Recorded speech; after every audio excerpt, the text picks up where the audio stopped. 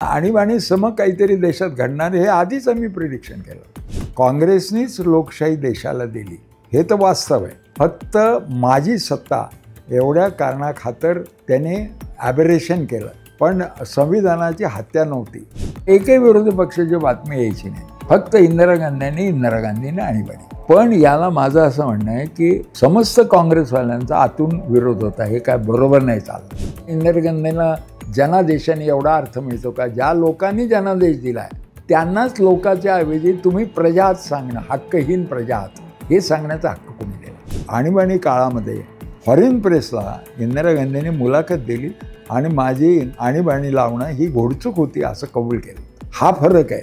आणि आत्ता जे आहेत मोदी शहा यांचं एकचालकानुवर्तित्व, लोकशाही नको असं ट्रेनिंग आहे. त्यामुळे त्याच्यामध्ये गिल्ट अजिबात नाही. त्यामुळे सुधारण्याची शक्यता नाही. फक्त परदेशी गणवेशातला सैनिक ह्या भूमीवर आला तरच इमर्जन्सी लावता येते आता. म्हणजे मोदींची खूप इच्छा असेल तरी त्यांना संविधानातून आणीबाणी नाही लावता.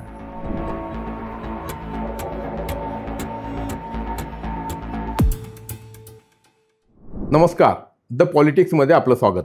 मंडळी, माझ्या हातात एक पुस्तक आहे. त्या पुस्तकाचं नाव आहे येरवडा विद्यापीठातील दिवस आणि याचा संदर्भ आहे आणीबाणीचा काळ.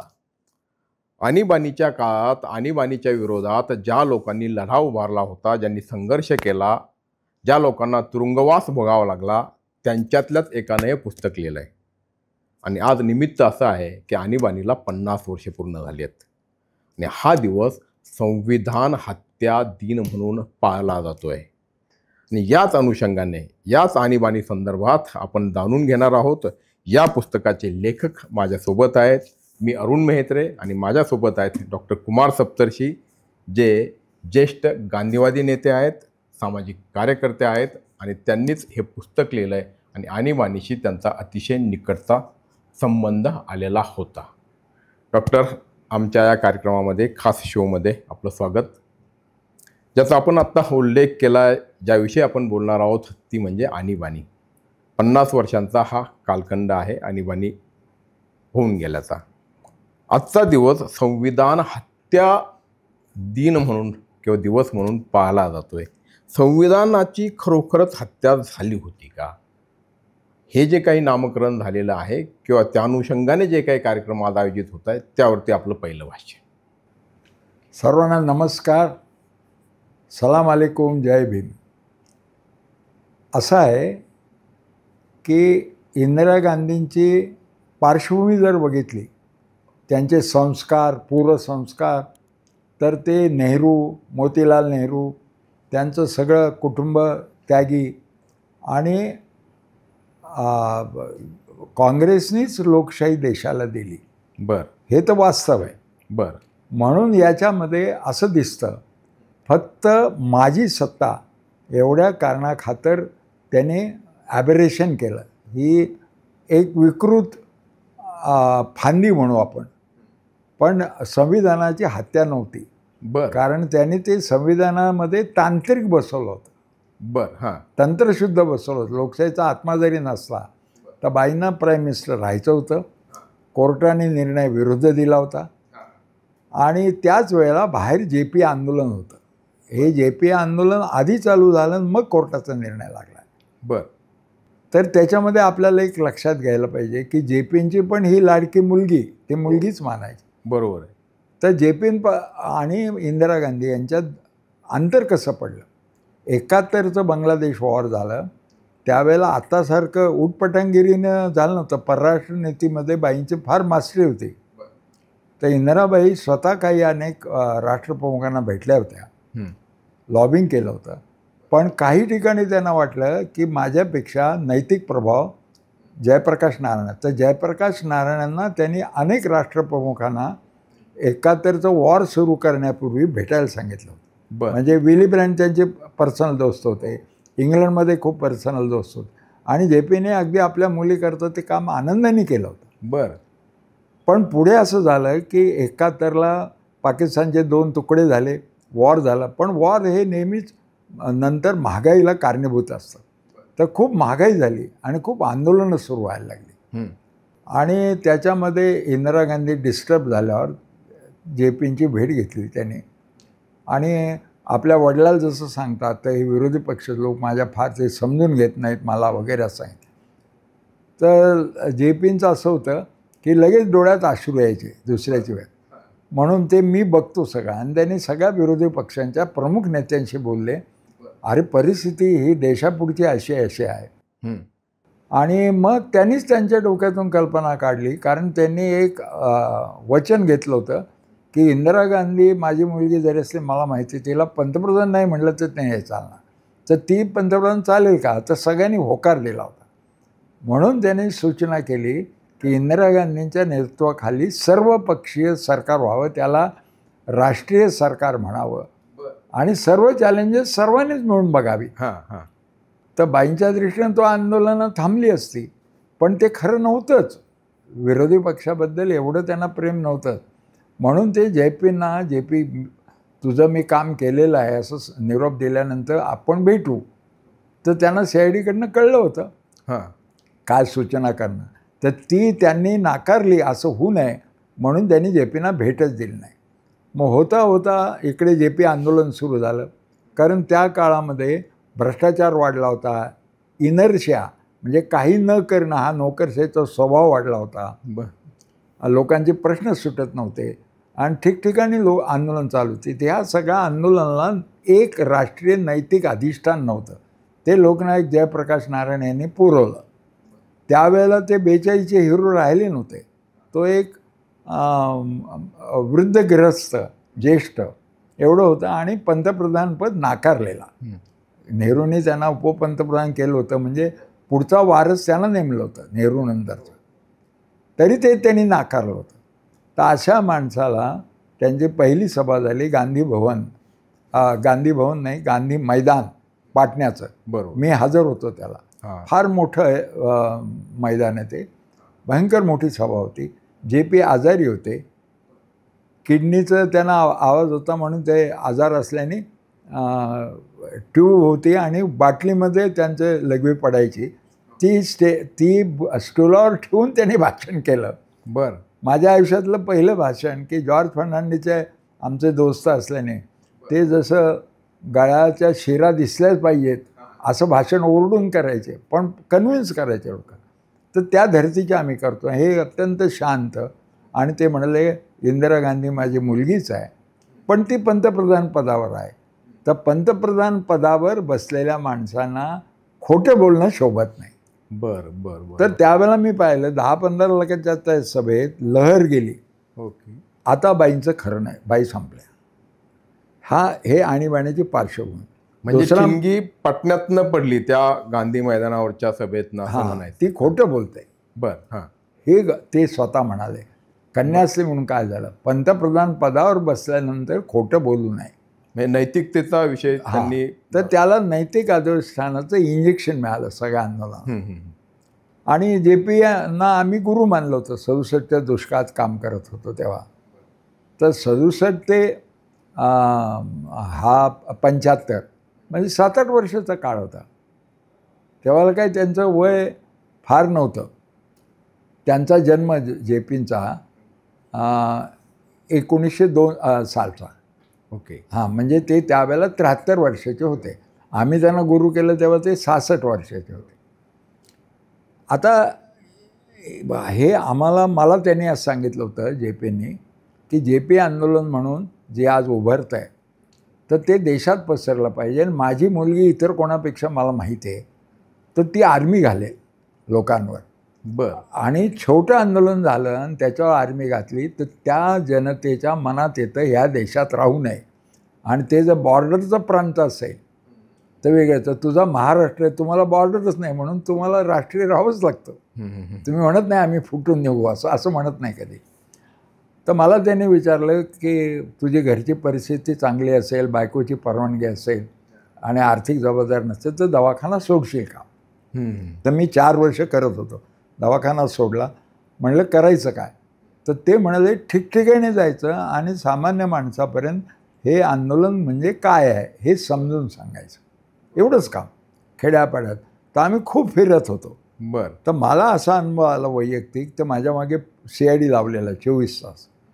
आणि तो दुसऱ्या पोलीस हद्दीत गेला की दिला घेतला म्हणून माल दिला घेतल्यासारखी पावती व्हायची त्यांची. हे मला 14 नंबर दिला होता ते. बरं. आणि माझे सगळे कपडे काढून एकदा फोटो काढले होते त्यांनी. बरं. हां, तर 14 नंबर म्हणजे तो फोटो असं. आणि ते आमची आंदोलन असताना तुरुंगात जाणं चालूच होतं. तर आणि भरभ्या टिंगबाटिगिरी अगदी खेड्यात जरी गेलो तरी शॉर्ट हँडवाला लिहून घ्यायचा एक. बरं. तर गोविंदराव तळवलकर यांना आम्ही मधून भेटायचो महाराष्ट्र टाइम्स. ते काय झालं आहे काय चाललं आहे तर त्यांना मी सांगत होतो काहीतरी विचित्र घडतं आहे असं आम्हाला तळाशी संबंध येतो. बरं. तिथून कळतं आहे काय येतं आहे. मग त्यांना मी सगळं सांगितलं. त्यांनी लगेच तिथलं त्यांच्या उपसंपादकाला बोलून याला पेन आणि कागद दे, बाहेर जायचं नाही, तुझे कार्यक्रम रद्द कर, आत्ता लिहून दे ताजं. आणि 2 लेख महाराष्ट्र टाइम्समध्ये आले. त्यात आणीबाणी शब्द नाही आहे, पण आणीबाणी सम काहीतरी देशात घडणार हे आधीच आम्ही प्रिडिक्शन केलं होतं. बरं. नंतर कोर्टाची गोष्टी झाल्या आणि इंदिरा गांधींनी 25 जूनला रात्री लावली आणीबाणी, लगेच फखरुद्दीन अल्लींची सही घेतली. पहाटे त्यांनी यशवंतराव चव्हाण बाबूजी यांना बोलवलं. तो काळ असा होता की मंत्रिमंडळाचा आणि पंतप्रधानांचा डायलॉग संपला होता. बरं. तर तेही अफवावर विश्वास ठेवला. त्यांना अफवा अशी होती की 25 जूनला सिंहासन छोडो असा शीर्षक असलेला मोर्चा होता. बरं. हां. सिंहासन छोडो म्हणजे सत्ता सोडा इंदिरा गांधींच्या विरोधात. तर इंदिरा गांधींना तो मोर्चा नको होता आणि म्हणून रैना नावाचे त्यावेळेला लष्कर प्रमुख होते. त्यांना सांगितले की काही साध्या वेशातले लष्करी जवान आत पाठवायचे, तिथं गोंधळ घालायचा, मग त्यांनी बाजूला व्हायचं, हे तुम्हाला लष्करी शिस्तीत जमेल आणि मग तुम्ही गोळ्या घाला. एक साधारण 25,000 माणसं मारली पाहिजे, त्याशिवाय हे थांबणार नाही. बरं. त्याला रैनानी नकार दिला. असं नंतर कळलं की आम्ही फक्त देशाचं रक्षण करतो, आम्ही भारतीय नागरिकांचं रक्षण करतो, आम्ही त्यांना गोळ्या घालू शकत नाही. बरं. हां. तर हे सगळेजण असे होते की उद्या सकाळी रस्त्यावर प्रेतांचा खच पडणार दिल्लीला. बरं. म्हणून घाबरले म्हणून असतील. पहाटे त्यांना बोलवणं आलं. त्यांनी विचारलंच नाही की आणीबाणीला तुम्ही मंत्रिमंडळाची बैठक का घेतली नाही, तुम्ही ते लावून झाली. तर त्यांनी एकच प्रश्न विचारला यशवंतराव आणि बाबूजी ज्येष्ठ की जे पी ठीक आहेत का. तर इंदिरा गांधी सांगितलं की जे पी इज सेफ, मी त्यांची खूप काळजी घेते, त्यांना अमुक तुरुंगात ठेवले आणि देशातले सर्व राष्ट्रीय नेते सेफ आहेत आणि सगळ्यांना ठेवलेलं आहे. तर त्यांनी सुस्कारा सोडला आणि त्याने हा प्रश्न विचारलाच नाही की तुम्ही कोण ठरवणार. बरं. कारण त्यांनी अशी इन्फॉर्मेशन दिली की आणीबाणी लावली आणि ती राष्ट्रपतीची सही झालेली आहे. त्यानंतर मी अनाऊन्स केलं. फखरुद्दीन अलीची सही तत्काळ घेतली होती ठराव झाल्याबरोबर आणि त्याचा ड्राफ्ट सिद्धार्थ शंकर रेने केला होता. तर मग हे सगळे लोक त्यावेळेला विरोध केला नाही. तर ग्रामीण भागातले लोक म्हणायला लागले ही काय पद्धत झाली का. आमच्या गावोगाव मालक होते वतनदार पाटील देशमुख आणि ते इलेक्शन आले की म्हणायचे की आम्ही उभं राहणार, कायम तेच उभं राहणार. तर ते लोकांना मतदारांना म्हणायचे काय रे गणपत कसं आम्ही उभं राहायचं म्हणतो, म्हणजे लोकशाही म्हणून विचारतो तुला. हो. तर मग गणपत म्हणायचा मालक तुम्ही म्हणता ना तसं, म्हणजे तुम्हीच उभं राहायचं. तर तसं सगळं केंद्रीय मंत्रिमंडळ झालं का काय की इंदिराबाई तुम्ही म्हणता तसं, चर्चा विनिमय काही नाही. ते हे ग्रामीण भागात पसरलं की जे आपल्या गावात आहे ते दिल्लीत चालू झालं आहे. नाही आपण सगळं त्या पुढे त्याच्यावरती बोलणारच आहोत. मला फक्त पुन्हा एकदा की तो जो विषय आपण आत्ता बोललात की त्याला संविधान हत्या दिवस म्हणता येणार नाही, कारण एका बाजूला म्हणजे नागरिकांच्या मूलभूत हक्कांवरती इथे संविधानाच्या एका कलमाचा बुद्धिमान लोकांनी वापर केला. हां. आणीबाणी केव्हा लावता येते तर त्याच्यामध्ये असं म्हटलेलं आहे घटनेमध्ये की एक्सटर्नल ऑर इंटरनल ॲग्रेशन, म्हणजे एक परदेशी अनार्की. हां. आणि पुढं तो जनता पार्टीमध्ये दुरुस्त झाला. इंटरनल नाही, म्हणजे पंतप्रधानाने किंवा केंद्र सरकारने ठरवायचे नाही इंटरनल थ्रेट. फक्त परदेशी गणवेशातला सैनिक ह्या भूमीवर आला तरच इमर्जन्सी लावता येते आता. म्हणजे मोदींची खूप इच्छा असेल तरी त्यांना संविधानातून आणीबाणी नाही लावता येणार. बरं. तर हे होतं आधी संविधानात, कारण संविधान हळूहळू उलगडतं परिस्थिती. तर इंदिरा गांधींनी ते संविधानाचा आधार घेतला, फक्त कॅबिनेटची मिटिंग नाही घेतली, आणि राष्ट्रपतीची त्याच्यावर सही झाल्याने तो कायदा संमत झाला. बरोबर, म्हणजे म्हणून एकाधिकारशाही. त्याचं संविधानाची मोडतोड नाही केली त्याने, पुढे केली. पुढे असं केलं त्याने की लोकसभा श्रेष्ठ आहे, आणि हा वाद जुना होता. नाथपै म्हणायचे की लोकसभा सर्वोच्च आहे, आणि मधुलिमे समाजवादी म्हणायचे की लोकश्रेष्ठ आहेत, लोकसभा नाही. बरं. तर यांनी असं मानलं, बहुमत असल्या कारणानं, बहुमत असल्याला मोहच होतो की आम्हाला मिळालेला जनादेश हा सर्वोच्च आहे, आणि याला विरोध करणारे राष्ट्रद्रोही आहेत. बरं. म्हणजे इंदिरा गांधीने काय केलं पुढे, सकाळी आता जे करतं भाजप, सकाळी बिल आणलं, लगेच दुपारी कायदा झाला रूपांतर. घटना दुरुस्त्या पण केल्या, 19 केल्या, पण त्या लगेच सकाळी आणून दुपारी झाल्या. म्हणजे त्यांच्या विरोधात बोलणारे, त्यांच्या विरोधात आवाज उठवणारे किंवा त्या संघर्ष बिलाला करणारे, ते सगळे राष्ट्रद्रोही त्या ठरवत होते. हां, तर त्याचं कारण असं आहे की लोकसभेचं बहुमत हे सर्वश्रेष्ठ आहे लोकशाही, हा तो मुद्दा आहे. आणि खरंच लोकशाहीमध्ये लोक श्रेष्ठ असतात, त्यांना क्रांती करायचा सुद्धा मूलभूत अधिकार आहे. आता आपल्याकडे 26 जानेवारीपर्यंत लोक हे प्रजा होते, वेगवेगळ्या राजांची किंवा ब्रिटिशांची किंवा फ्रेंचांची किंवा पोर्तुगीजांची. तर ही प्रजा म्हणजे कोण, ज्यांना काहीच हक्क नसतात, बोलण्याचा काहीच हक्क नाही. युद्ध करण्याचं राजाने ठरवायचं, म्हणजे त्यांनी ठरवलं की सरेंडर व्हायचं, तरी लोकांची इच्छा नसेल ते सरेंडर झाले. बरं. आणि कोणावर हल्ला करू नये असं वाटलं तरी राजाने केलं तर ते मान्यच करा. तर आपल्या संविधानाने स्वातंत्र्य लढ्यामध्ये जे जे काँग्रेसने ठराव केले त्याचं प्रतिबिंब आहे. आणि त्याच्यात असं म्हणलेलं आहे की लोक सगळे समान करायचे, सर्वांचा दर्जा समान केला, स्त्री पुरुषांचाही दर्जा समान केला. आणि गांधीजींचा हा राष्ट्रवाद आहे. त्याने असं सांगितलं की इथे जेवढे राहतात तेवढ्यांचा देश, म्हणजे त्यांना नागरिकत्वाचा अर्ज करायची गरज नाही. बरं. जे रहिवासी आहेत पिढ्यानपिढ्याचे, आणि म्हणून अत्यंत विसंगती असलेल्या धर्माच्या, जातीच्या, भाषांच्या, संस्कृतीच्या सगळ्या असल्या तरी लोकांनी हे ॲक्सेप्ट केलं संविधान, की आपण सर्व माणसं म्हणून भारतात राहणारे एका दर्जाचे आहोत. तर ते मूलभूत हक्क रद्द केले. हा आणीबाणीतला गुन्हा आहे. हा इंदिरा गांधींना जनादेशाने एवढा अर्थ मिळतो का, ज्या लोकांनी जनादेश दिला आहे त्यांनाच लोकांच्या ऐवजी तुम्ही प्रजा आहात सांगणं, हक्कहीन प्रजा आहात हे सांगण्याचा हक्क कोणी दिला. म्हणजे लोकशाही विरोधी त्यांचा हा सगळा निर्णय होता. संविधान विरोधी aberration हा होता. भाग निघाला, पण लोकशाहीच्या विरोधी, कारण आपण ज्यावेळेस लोकांचे लोकांना मूलभूत केंद्रस्थानी हक्कच केले. मानतो. कोणत्याही परिस्थितीत मूलभूत हक्क रद्द करणं, ज्या लोकांनी तुम्हाला राज्य करा म्हणून दिले, म्हणून आम्ही याला म्हणायला लागलो JP आंदोलन, ही लोकशाही नसून ही प्रतिनिधीशाही आहे. म्हणजे निवडून दिल्यानंतर राजेच झाले. म्हणजे एक ठराव असा झाला लोकसभेमध्ये की आम्हाला जनादेश 5 वर्षाचा आहे, पण आम्हाला असं वाटतं ह्या लोकसभेला बहुमताने की 7 वर्ष आम्ही राहावं, असं झालं ठराव.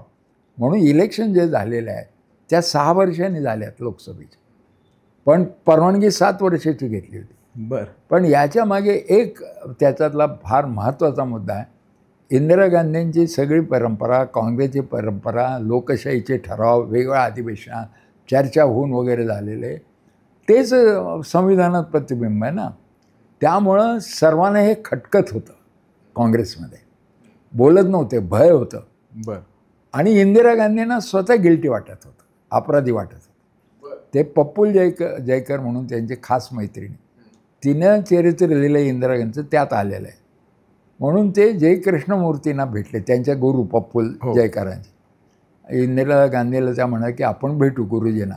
मग गुरुजींना भेटले आणि गुरुजींना त्यांनी सांगितलं, मी झाडावरून उडी मारून वाघावर बसले, पण आता मी उतरू कसं. तर ते म्हणाले काही परिस्थिती असेल तर सत्य हे सर्वश्रेष्ठ असतं, म्हणून तुम्हाला हे चूक तुम्हाला वाटत असेल तर तुम्ही हे जाहीर करा. आणि मग आणीबाणी काळामध्ये फॉरेन प्रेसला इंदिरा गांधींनी मुलाखत दिली आणि माझी आणीबाणी लावणं ही घोडचूक होती असं कबूल केलं होतं. बरं. हा फरक आहे. आणि आत्ता जे आहेत मोदी शहा यांचं ट्रेनिंगच पूर्वीपासून आणि त्यांचे जे सगळे लोक आहेत पाठीराखे यांचं एकचालकानुवर्तित्व लोकशाही नको असं ट्रेनिंग आहे. त्यामुळे त्याच्यामध्ये गिल्ट अजिबात नाही. त्यामुळे सुधारण्याची शक्यता नाही. बाईंनी सुधारलं. नंतर इलेक्शन घेतल्या. इलेक्शनच्या वेळेला आणीबाणी सैल केली एकदम. सगळे स्वातंत्र्य सेन्सॉरशिप उठवली. सगळे पेपर त्यावेळेला विशेषतः लीड घेतला इंडियन एक्सप्रेस ग्रुपने आणि रोज आणीबाणीच्या होतात. किती होते ते प्रचाराचे दिवस? 15 दिवस. पण एवढा उठाव झाला ज्याची आम्हाला कल्पना नव्हती विरोधी पक्षाला. आम्हाला वाटलं की आमचं नावसुद्धा येत नाही, फक्त इंदिरा गांधीचंच येते. त्यामुळे लोक विसरले. कारण लोक काही आणीबाणीच्या विरोधात बोलत नव्हते आणीबाणीच्या काळात. पण तो नसबंदी आणि याच्यामुळे लोक त्रस्त झाले होते. आणि संजय गांधींनी मला वाटतं आणीबाणी नंतरच्या पहिल्या पर्वात नोकरशाही लाईनी चालली होती. म्हणजे शिस्त पाळायचे, कामं करायचे लोकांचे, भ्रष्टाचार नव्हता, पैसे त्या भीती वाटायची की आपल्याला अटक होईल. पण 3 महिन्यानंतर प्रशासनातली भीती गेली आणि ते उलट दम देऊ लागले कोणालाही. भर दो मेरा खिसा नाही तो है तुमको मिसा. मिसा खाली कोणालाही अटक होऊ शकते. ह्या दमाचा त्याने गैरफायदा घेतला. म्हणून लोक त्रस्त होते. पण उठाव करणारी माणसं आत होती. संघटन नव्हतं, काहीच नव्हतं कोणाचं. आणि म्हणून आम्हाला असं वाटलं होतं की निवडणुका जयप्रकाशांनी मान्य करायला नको होत्या. आता इंदिरा गांधी हुकुमशाहीवर शिक्कामोर्तब करतील. संविधानात केलेल्या ज्या दुरुस्त्या आहेत त्या लोकांनी मान्य केल्या असं होईल जनादेशानं. हो. आणि कशाला याच्यात उद्योग पडला? त्यावेळेला एक पॉप्युलर वाक्य होतं की एका घोड्याला 19 महिने हरभऱ्याची चांदी दिली आणि दुसऱ्या घोड्याला साबणाचा इनिमा दिला आणि त्या 2 घोड्यांची शर्यत लावली, तर कोण जिंकणार याचा काही निकाल बघायची गरज आहे का? आपण हारणारच. पण आणीबाणी झाल्यानंतर 4 दिवसांनी बाहेर आल्यावर असा सगळ्यांचा अनुभव आहे की लोक घोडक्यानी जमायचे. आता जसं सेल्फीला वगैरे गर्दी करतात ना, तसं जवळ यायचे आणि तुम्ही अमुक ना, तुम्ही जेलमध्ये होता ना, मिसाबंदी वा वा वा, म्हणजे आमच्या वतीनं तुम्ही लढले हे आम्हाला माहिती आहे. हे लोकांनी मेसेज दिला. म्हणून सर्व इलेक्शन लोकांनी हातात घेतली होती. बरोबर. पैसे नव्हते, काही नव्हते. आता मोहन दादांना असं काही तिकीट मागितलं नव्हतं. लोकांना तुम्हाला उभंच राहावं लागेल. तर ते म्हणाले का म्हणजे बळी कोणाला द्यायचं तर माझा देत आहे का? बरं ठीक आहे. आणि जेव्हा शनिवार रोडला सभा झाली ती इतकी अभूतपूर्व मोठी झाली, सर्वांना शॉक होता. नंतर मग पु ल देशपांडे बाहेर पडले, दुर्गाबाई भागवत पडले. त्यांच्या सभा शनिवार रोडवर व्हायला लागल्या. साहित्यिकांच्या सभा झाल्या नव्हत्या. मुंबईला सर्व नटनट्यांचा बॉलिवूडमधल्या मोर्चा निघाला. अमोल पालेकरनी मराठी याच्यामध्ये पुढाकार घेतला. बरं. तर असं ते जे प्रचाराचे दिवस आहेत तुम्ही तिथं काढले, तर पक्षांच्या लोकांच्या प्रचारापेक्षा जनतेने प्रचार केला.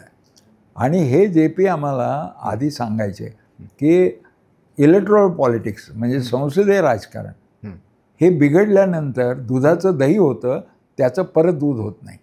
ते करायचं काम कोणाचं आहे? तर सिव्हिक सोसायटीचं आहे, नागरी समाज. ते यांना घरी बसू शकतात.